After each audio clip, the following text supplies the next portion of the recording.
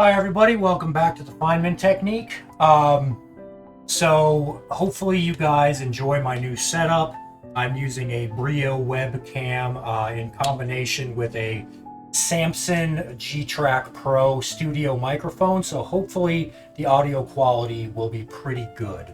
I have some classical music playing in the background off of YouTube. It is, public domain, it's free license, so I don't think there should be any issues there.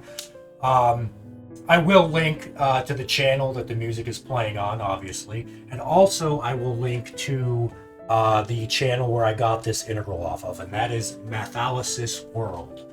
I like his videos; they're really good. He does a lot of them too. He's really been producing a lot of videos lately, so I will link to both his channel and the specific video that I got this integral off of. He gets a more satisfying answer than I get. Obviously, they are the same thing. Otherwise, it wouldn't be math if you got two answers. They're just expressed in different ways. He uses his answer is expressed in terms of the hyperbolic cosecant function, I believe, whereas mine is expressed as an infinite sum. I express it as an infinite sum because I can't find a way to get a better answer without using things like the gamma function. And I try to avoid using things like that on this channel. So my answer will be expressed in terms of an infinite sum. All right, let's just get straight into it. We'll just recognize right away that this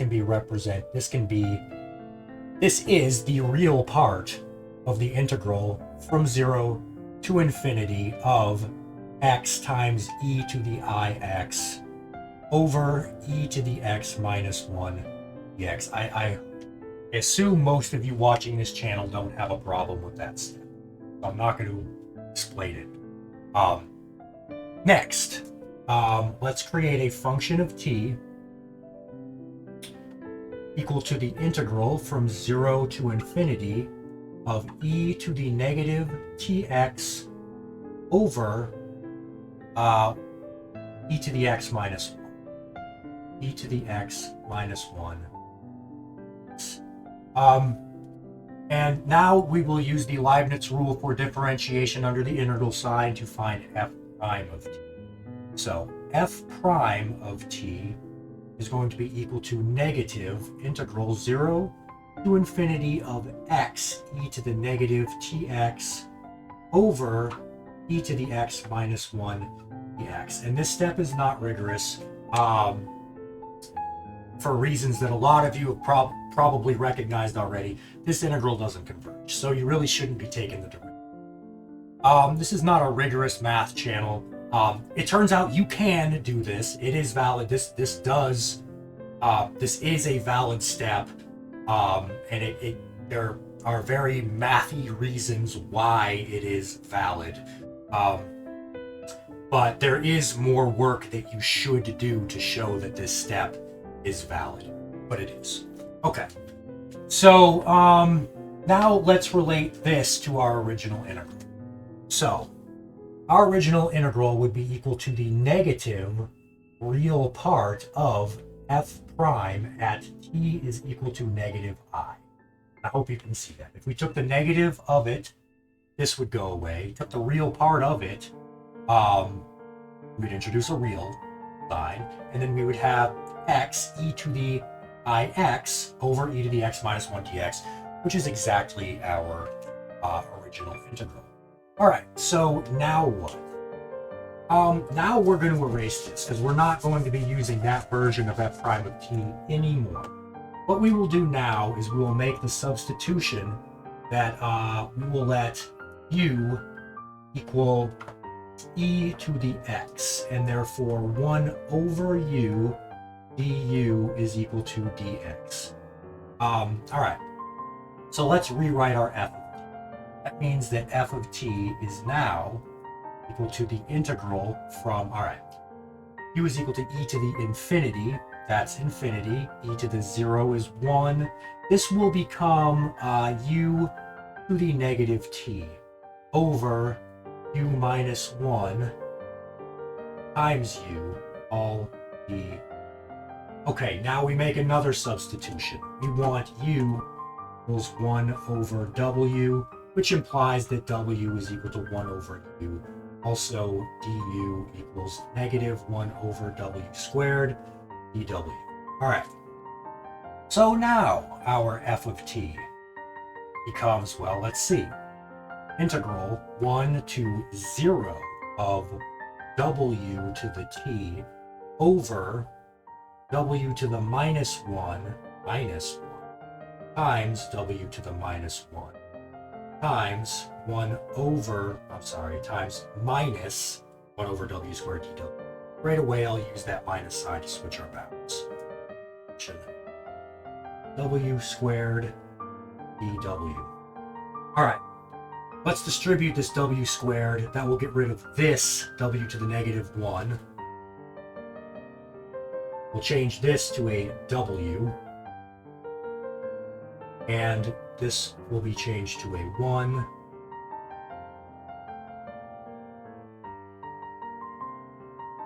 So we just have 1 minus w to the t over 1 minus w dw.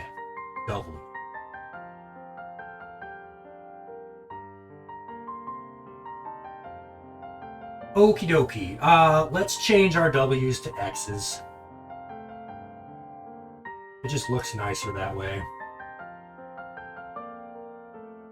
And there's no problem with doing that. All right. So this is our new f of t. Well, let's see. We're not going to be using this version of f of t or this version of f of t. So let's just erase all this just to save space.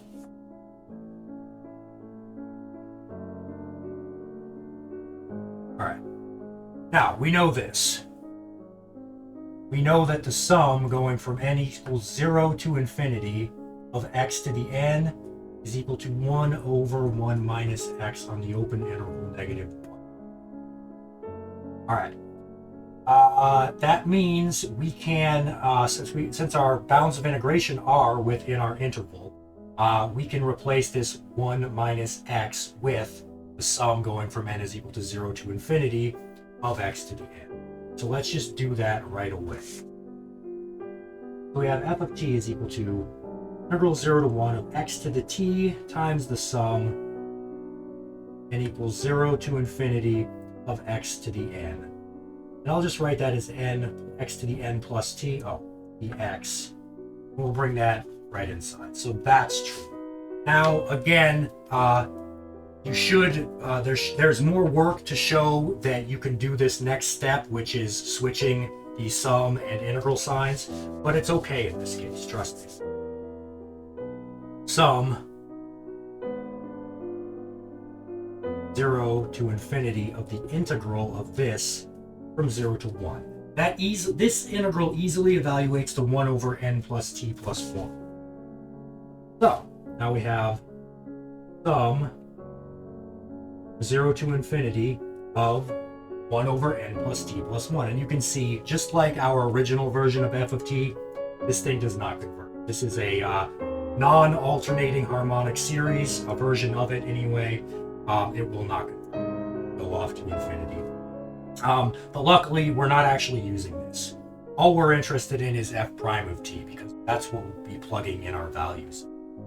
Okay, so what is f prime of t? Well, f prime of t, if we differentiate this term by term, we get that f prime of t is equal to the negative sum n going from 0 to infinity of 1 over n plus t plus 1 all squared.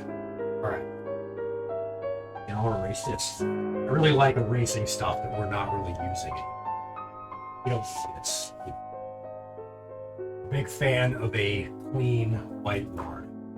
All right, so now all we got to do is take the negative of this, take the real part when it's evaluated at t is equal to negative I.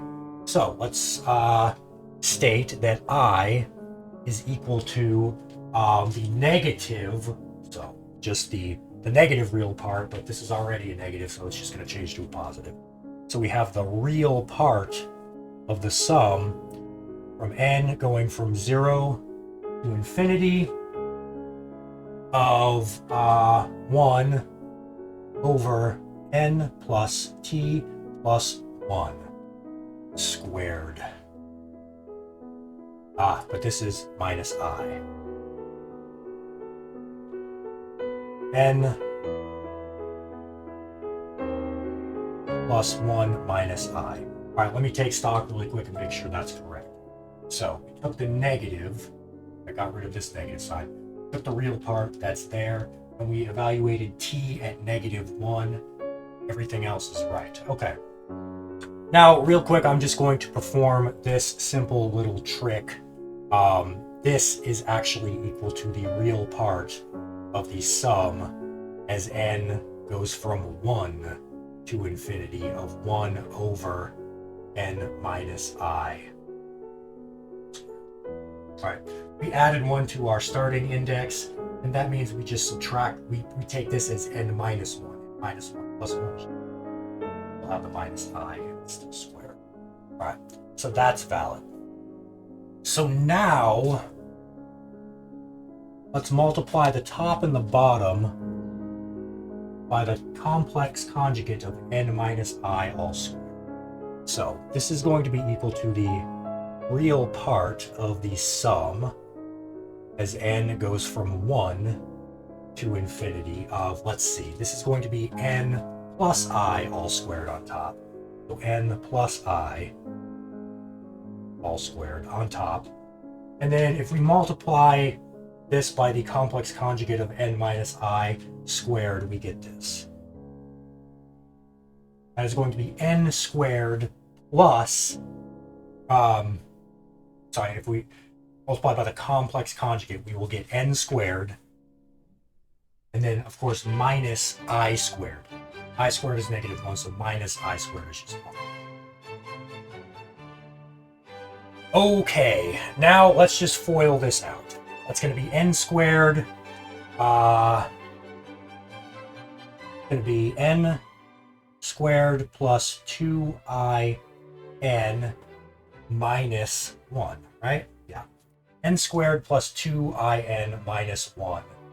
And if we took the real part of it, that part would go away. Again, I'm going to take stock and make sure I did everything right. I'm going to assume it's right up to this point. Added 1, subtracted 1. Everything else is still good. Then we multiply the top and the bottom by the complex conjugate of n minus 1 all squared. There it is on the top. On the bottom, you would get n squared minus I squared.